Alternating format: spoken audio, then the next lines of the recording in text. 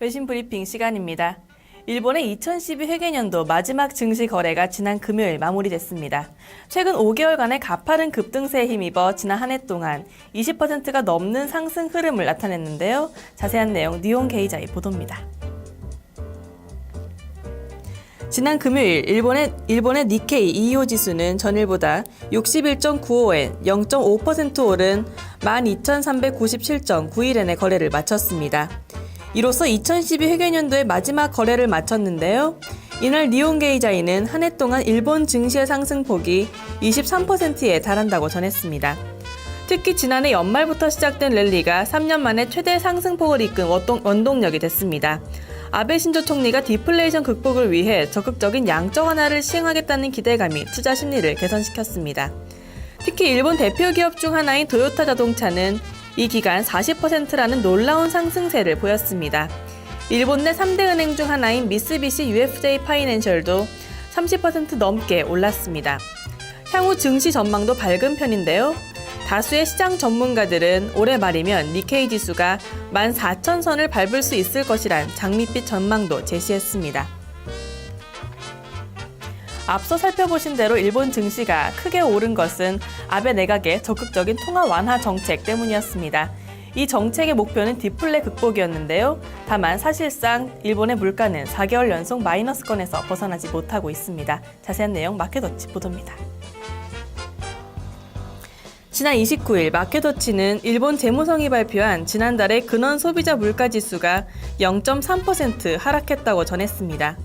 전문가들의 예상치였던 0.4% 하락보다는 낙폭이 적었지만 4개월 연속 마이너스 물가를 벗어나지 못했습니다.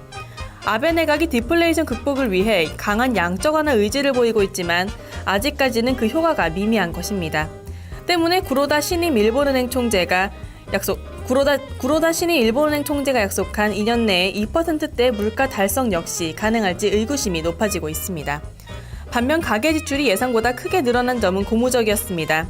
지난달에 가계 지출은 전년 동기 대비 0.8% 증가하며 예상치 0.2%를 상회했습니다. 이제 시장의 눈은 이번 주에 있을 일본은행의 통화정책회의에 모아지고 있는데요. 구로다 총재가 이끄는 일본은행의 선택이 주목됩니다.